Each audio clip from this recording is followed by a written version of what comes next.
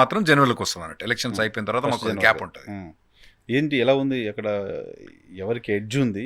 ఇదివరకు Trump versus Biden అన్నప్పుడు మాత్రం ఆడ క్లియర్గా ట్రంప్ ఉన్నట్టు. తర్వాత అసాసినేషన్ అటెంప్ట్ తర్వాత బాగైంది. ఇప్పుడు కమలా హారిస్ వచ్చిన తర్వాత ఇక టైట్గా ఉందండి. అక్కడ యుఎస్ ఎలక్షన్స్ కొద్దిగా ఇక్కడ ఎలక్షన్స్ కన్నా డిఫరెంట్ ఉంటాయండి. అక్కడ మా దగ్గర ఓన్లీ 10 స్టేట్స్నే ఎలక్షన్స్ అవుతాయి. మిగతా 40 స్టేట్స్ ఎలక్షన్స్ అయితే కానీ వాటిని ఎవడు పట్టించుకోడు, కౌంట్ కూడా చేయం. అదేంటి అంతే, ఓన్లీ 10 స్టేట్స్నే, ఓన్లీ 10 స్టేట్సే. అది ఎట్లా అంటే కొన్ని స్టేట్స్ ఆల్రెడీ డిటర్మైన్ మాకు తెలుసు అన్నట్టు. ఇప్పుడు ఫర్ ఎగ్జాంపుల్ కాలిఫోర్నియా ఉంది. కాలిఫోర్నియా ట్రంప్ పోయి నాకు ఓటు ఏమని అడగడు అక్కడ. సో అదంతా డెమోక్రాట్స్. అది మాది టెక్సస్ స్టేట్. మా టెక్సస్లో ఒక్క డెమోక్రాట్ కూడా వచ్చి మాకు ఓటు ఏమని అడగడు. కమలా హారిస్ వచ్చి మాకు ఓటు ఏమని అడగదు. ఎందుకంటే తెలుసు ఇది ఏం చేసినా కానీ ఇది రిపబ్లికన్ పోద్దని తెలుసు. అట్లా 40 స్టేట్స్ ఆల్రెడీ డిసైడ్ అయిపోయినాయి. కొన్ని రిపబ్లికన్స్, కొన్ని డెమోక్రాట్ స్టేట్స్. ఇక పోతే 10 స్టేట్స్లో మెయిన్ ఎలక్షన్ కంటెస్ట్ ఉంటుంది. అందులో ఫ్లోరిడా, ఈ మధ్యలో Georgia, Michigan, Pennsylvania, Ohio, Wisconsin, ఇవన్నీ కాంటెస్టెడ్ స్టేట్స్ అన్నట్టు. ఇంకొన్ని వేరే స్టేట్స్ ఉన్నాయి, ఇవి మెయిన్ స్టేట్స్. ఇందులో కాంటెస్ట్ అయితే మిగతా దగ్గర కావు.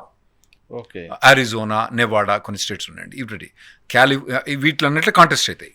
కాంటెస్ట్ కాని స్టేట్లు చెప్పాలంటే మీకు South Dakota, North Dakota, Texas, Oklahoma, Arkansas, California, New York, New Jersey, Vermont, Delaware, వీటన్నిట్లో కాంటెస్ట్ ఉండదు. కొన్ని ఎగ్జాంపుల్ చెప్తాను మీకు. ఆటోమేటిక్గా అవి ఒక పార్టీకి డిసైడ్ అవుతాయి అన్నట్టు. అయితే ఈ 10 స్టేట్స్లో కనుక ఎవరు ఎక్కువ గెలిస్తే వాళ్లకు రాజ్యం వస్తుంది. అది మెయిన్. సో ఇప్పుడు మూడ్ ఆఫ్ ద యుఎస్ ఏంటి? మూడ్ ఆఫ్ ద యుఎస్ అంటే నేను కొద్దిగా బయాస్డ్ డెమోక్రాట్ని కాబట్టి, సో అఫ్ కోర్స్ నేను కమలా హారిస్ నేను అనుకుంటున్నా. బట్ నేను బయాస్డ్ అండి, ఎందుకంటే నా ఇమిగ్రేషన్కు ట్రంప్ వచ్చిండు అనుకోండి హరిగోసం అంచుకుంటాడు. ఏంది అసలు హరిగోసం అంటే హరిగోసం అంచుకుంటాడు. వాడు H1B అప్రూవల్ చేయాలంటే 3 ఏళ్ళ కన్నా 3 నెలలకు చేస్తాడు వాడు అప్రూవల్. అంటే ప్రతి 3 నెలలకు మీరు ఒక్కొక్క H1B ఫైల్ చేయాలంటే ఫైలింగ్ ఫీజు $6,000-7,000 ఉంటుంది. మళ్ళీ లాయర్ ఫీజు, ఇవన్నీ అయిన తర్వాత కష్టం వీళ్ళకు. ఎందుకంటే ఏడాది అప్రూవ్ చేయాలంటే మళ్ళీ పెద్ద తలకాయ నొప్పి. సో వాడు దానికోసమైనా కానీ పాయింట్ ఆఫ్ వ్యూలో, ఇమిగ్రేషన్ పాయింట్ ఆఫ్ వ్యూలో మాత్రం కమలా హారిస్ రావాలి. పాయింట్ ఆఫ్ వ్యూలో దానికి వేరే ఉన్నాయండి. మన ఇండియా పాకిస్తాను అవన్నీ రిలేషన్షిప్, ఇది పాకిస్తాన్ షెడ్ చేయడంలో కొద్దిగా ఇంటర్నేషనల్ కొద్దిగా స్ట్రాంగ్ దాంట్లో ట్రంప్ అని అంటారు. సో నేను ఇమిగ్రేషన్ ప్రొఫెషనల్ కాబట్టి నా ప్రొఫెషన్ పాయింట్ ఆఫ్ వ్యూలో, స్టూడెంట్స్ పాయింట్ ఆఫ్ వ్యూలో, లేకపోతే వర్క్ కోసం అక్కడికి వెళ్తున్న వాళ్ళ పాయింట్ ఆఫ్ వ్యూలో కమలా హారిస్ బెటర్ అండి. అబ్సల్యూట్లీ కమలా Harris better.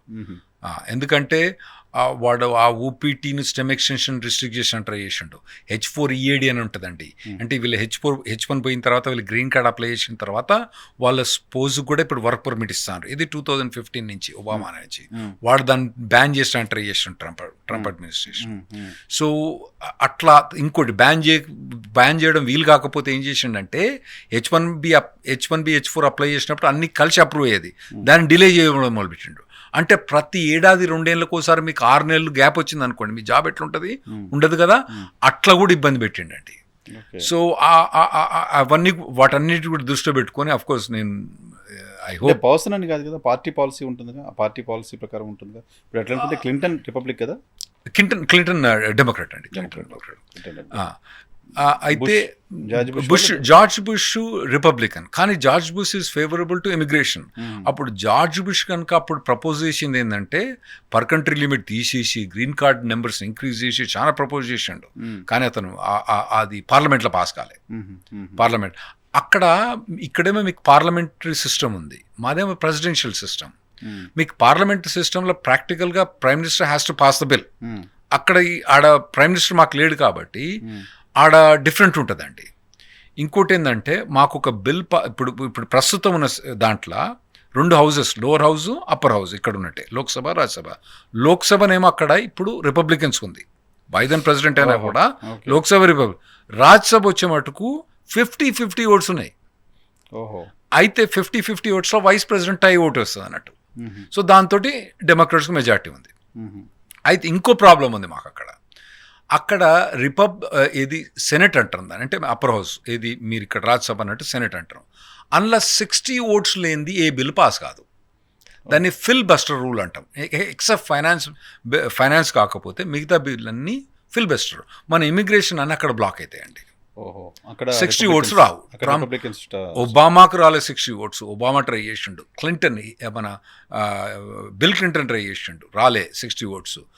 Bush Republican guy, ఆయన ఎన్ని చేసినా కూడా ట్రై చేసిండు. ఇక మన ట్రంప్ అయితే అసలు ట్రై కూడా చేయలే. బైడెన్ ఇక మనకు తెలిసి ఎట్లా ట్రై చేసినా రాదని చెప్పి ట్రై చేయాలి. ఇప్పుడు కొత్తగా వచ్చినా కూడా బిల్స్ పాస్ కావడానికి కష్టం. ఇప్పుడు వీళ్ళు ఏమైనా ప్రామిస్ చేస్తున్నారా సార్? ఇప్పుడు హారిస్ కావచ్చు, అంటే ఇప్పుడు Kamala Harris per country quota removal చేస్తా అని చెప్పిందండి. అది రిమూవ్ చేస్తే మనకు దాదాపుగా మన ఇండియన్స్కు ఉన్న వెయిటింగ్ పీరియడ్ 2 to 3 to 4 yearsకు తగ్గిపోతుంది. మనకి ఇప్పుడు ఎప్పుడైతే 12 years ఉందో అది 3 to 4 years తగ్గిపోతుంది. అది అది అది ఏమవుతుందంటే రిపబ్లికన్స్ డెమోక్రాట్స్ అగ్రీ అవుతారు, కానీ ఏదో ఒక టెక్నికల్ రీజన్ మీద వేస్ట్ అవుతుంది. ఇటువంటి బిల్స్ అన్నీ కూడా ఎప్పుడు పాస్ అవుతాయి అంటే మేము లేమ్ డక్ సెషన్ అంటాం. లేమ్ డక్ సెషన్ అంటే మాకు అక్కడ కాంగ్రెస్ ఎలక్షన్స్ అంటే పార్లమెంట్ ఎలక్షన్స్ ఎవ్రీ 2 years అవుతాయి. మీ దగ్గర ఇక్కడ 5 yearsకి అవుతాయి కదా, మాకు ఎవ్రీ 2 yearsకి అవుతాయి. అయితే నవంబర్లో ఎలక్షన్స్ అవుతాయి. నవంబర్లో ఎలక్షన్స్ అయిన తర్వాత జనవరికి కొత్త పార్లమెంట్ వస్తుంది అన్నట్టు. అయితే నవంబర్ నుంచి వీళ్ళు జనవరి దాకా బిల్ పాస్ చేసుకోవచ్చు. ఓకే, ఎందుకంటే మళ్ళీ వీళ్ళకి నెక్స్ట్ 2 years దాకా ఎలక్షన్స్ లేవు కాబట్టి ఈ డేరింగ్ బిల్స్ అన్నీ ఆ నవంబర్ నుంచి జనవరి మధ్యలో పాస్ కావాలి. దాన్ని లేమ్ డక్ సెషన్ అంటాం అన్నట్టు. అయితే ఈ లేమ్ డక్ సెషన్లో ఏదో ఒక టెక్నికల్ తోటి మన బిల్లు పాస్ కావట్లేదు. పర్ కంట్రీ లిమిట్ ఏది మీరు చెప్పిన కదా, H1Bకి ఏమో మనకు 60%, ఏది గ్రీన్ కార్డ్కి వచ్చేమో 7% ఉంది కదా. ఆ పర్ కంట్రీ లిమిట్ తీసేయడానికి ఏదో టెక్నికల్. లాస్ట్ టైం అయితే లోవర్ హౌస్లో పాస్ అయింది, అప్పర్ హౌస్లో పాస్ అయింది. కాకపోతే ఒక సెంటెన్స్ యాడ్ అయింది. ఆ సెంటెన్స్ తీసుకోవడానికి పెట్టే మటుకు ఈ లోపల ట్రంప్ గడబడి మొదలైంది, కథం అయిపోయింది అది.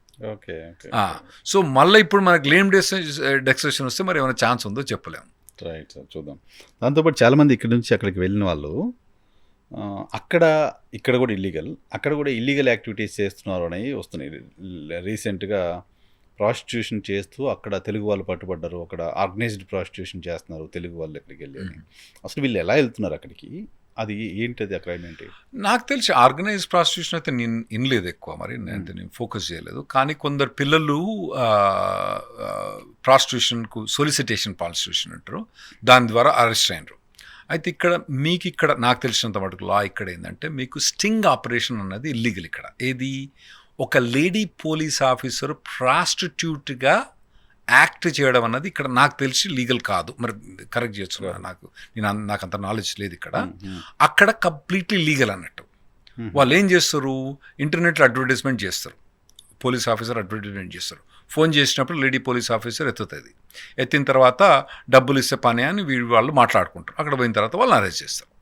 ఇటువంటి స్టింగ్ ఆపరేషన్లో మన తెలుగు వాళ్ళు కొందరు అరెస్ట్ అయినట్టుగా నాకు తెలిసింది.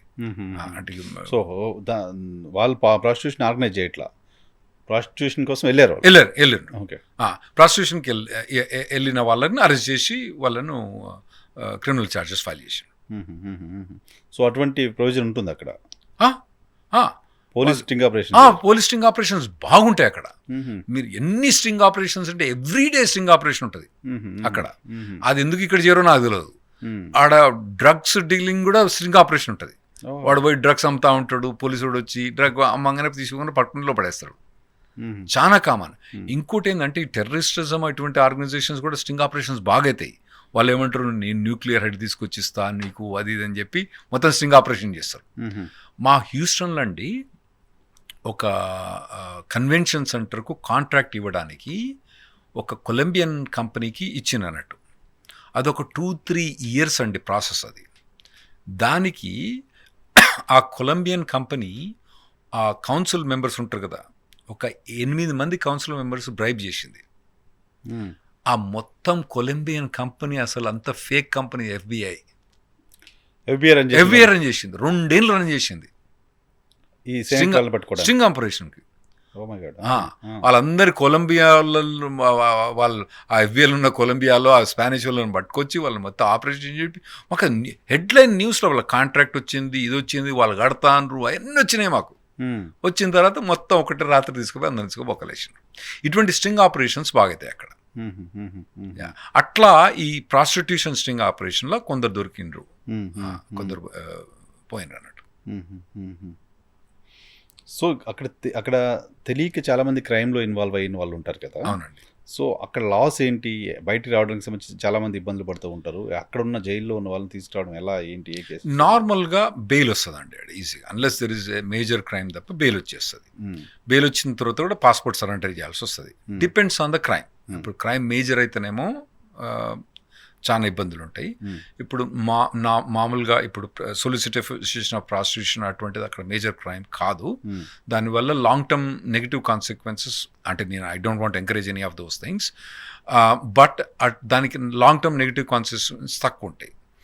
తర్వాత DUI అంటే డ్రైవింగ్ అండర్ ఇన్ఫ్లుయెన్స్, తాగి డ్రైవ్ చేసిన అటు కూడా కొద్దిగా సివియర్ అనే ఉంటుంది. కానీ మొత్తం పర్మనెంట్గా బ్యాన్ చేయరు అటువంటి వాటికి. కానీ కొన్ని ఉంటాయి బ్యాన్ చేసేటి. Domestic violence very strict. ఒకవేళ కనుక హస్బెండ్ వైఫ్ని కొడితే మాత్రం కంపల్సరీ తీసుకొని బొక్కలేసి వెనకకి డిపోర్ట్ చేసి పంపిస్తారు. లైఫ్ లాంగ్ బ్యాన్ ఉంటుంది. They cannot come in to United states ever. So domestic violence ఇది మేజర్ క్రైమ్. DUI అంటే నేను ఏది చేయొద్దని చెప్పట్లేను. నా ఇమిగ్రేషన్ పర్పస్కి మాత్రం DUI అన్నది పెద్ద క్రైమ్ కాదు, కానీ డొమెస్టిక్ వైలెన్స్ అనేది పెద్ద క్రైమ్. అందులో కానీ కిరుక్కపోతే కథ అన్నట్టు. అందులో ఒకవేళ క్రిమినల్లో కూడా తప్పించుకున్నా కూడా మేము పోలీస్ స్టేట్మెంట్లో వీడి పోలీస్ స్టేట్మెంట్ ఏమి ఇచ్చిండు, కొట్టినా అని ఇచ్చిన, అలా కొట్టినా ఇచ్చింటే కథం. ఏదైనా టెక్నికల్ రీజన్స్ మీద పోయినా కూడా ఇది మాది సివిల్ లా కాబట్టి ఇందులో పోదు. సో అటువంటి చాలా ఇబ్బంది అయితే అండి. ఓకే. ఈ మన వాళ్ళు చాలామంది ఈ మధ్య America is nothing but Andhra Pradesh తెలంగాణలాగా అయిపోయింది కదా మనకి, ఎస్పెషల్లీ డల్లాస్ అండి. సో మన వాళ్ళు అక్కడికి వస్తే చాలా పెద్ద పెద్ద ర్యాలీలు, ఊరేగింపులు చేస్తున్నారు. అవునండి. నేను విన్నది ఏంటంటే, నాకు తెలియదు, నేను విన్నాను, యుఎస్లో ట్రాన్స్పోర్టేషన్కి సంబంధించి ఈ రోడ్ పైన లైసెన్సు, ట్రాఫిక్ రూల్స్ ఇవన్నీ కూడా చాలా స్ట్రిక్ట్గా ఉంటుందని విన్నా. లేదు, వీళ్ళు లైసెన్స్ తీసుకొని చేస్తారండి. వీళ్ళు వీళ్ళు కంపల్సరీ వీళ్ళు పర్మిషన్ తీసుకొని దానికి పోలీస్ ఎస్కార్ట్ ఉంటుంది. ఓకే. సో నేను చూసిన కొందరు పర్టికులర్ పొలిటికల్ పార్టీ వేల కార్ తీసుకొని పర్మిషన్ తీసుకొని పోతారండి. తప్పకుండా పర్మిషన్ తీసుకుంటారు. పర్మిషన్ తీసుకుంటే కథమే లోపడేస్తే వాడు పర్మిషన్ ఇస్తారండి. పర్మిషన్ ఇస్తారు ప్రొటెస్ట్ చేయడానికి. వాళ్ళు కూడా చూసి ఏదో ఆనందం అయితే అంటారు వాళ్ళకి, ఇది ఎక్కడో వీళ్ళు ఎక్కడో వాళ్ళు ఆయన పడతా అంటారు. మన దగ్గర ఇక్కడ మహారాష్ట్ర వాళ్ళు ఇంకెవరో వచ్చి అమీర్పేటలో ర్యాలీలు తీస్తాం. పండుగలు ఏంటో తెలియదు మనకి. అవును, అటువంటి పండుగలు. అవును. ఈ మధ్యలో మా దగ్గర గండిపేట లేదు, గండిపేట పోతే ఎవరో వాళ్ళందరూ మనోళ్ళు కాదు, నార్త్ ఇండియన్స్ అంతా ఏదో బీజ్ చేసి మొత్తం చెప్పులు లేకుండా నడుచుకుంటూ పోతాను వాళ్ళందరూ. ఏదో ఆనందాన్ని వాళ్ళు కూడా అంతే, అంత పెద్ద వాళ్ళు ఏం పట్టించుకోరు. మనమేం వాయిలెన్స్ గీలెన్స్ చేయం కదా. కాకపోతే పర్మిషన్ తీసుకోవాలి, ఎక్కడ కూడా పర్మిషన్ తీసుకోవాలి. పర్మిషన్ ఇస్తారు, పర్మిషన్ ఇస్తారు, ఇబ్బంది ఉండదు. Right sir, thank you. చాలా విషయాలు మాట్లాడారు. Thank you very much. మళ్ళీ కూడా కూర్చుందాం. ఫైనల్గా స్టూడెంట్స్కి సంబంధించి పర్టికులర్ స్టూడెంట్స్ ఇష్యూలోనే మీతో మాట్లాడాలనుకున్నాను. వన్ వర్డ్ చెప్పండి, ఒక సలహా, ఒక valid word, one word Rahul Reddy garu చెప్పండి స్టూడెంట్ కంటే ఏం చెప్తారు? కష్టపడండి. Do hard work. Nothing beats that. So shortcuts వద్దు, ఇంకేదో వేరే రూట్లో వెళ్ళే ప్రయత్నం చేయకండి. Go straight. Work hard. There's no shortcut in life. Okay. Right sir, thank you. Thank you very much మాకు సమయం కేటాయించినందుకు. ఇది రాహుల్ రెడ్డి గారితో స్పెషల్ చిట్ చాట్, పర్టికులర్గా యూఎస్కి సంబంధించి, ఇమిగ్రేషన్కి సంబంధించి, యూఎస్లో ప్రస్తుతం ఎలక్షన్స్, H1B, గ్రీన్ కార్డు, వీటన్నిటికి సంబంధించి చాలా ఇష్యూస్ మాట్లాడారు. మళ్ళీ కూడా రాహుల్ రెడ్డి గారిని మీ ముందుకు తీసుకొచ్చే ప్రయత్నం చేస్తాం. Thank you.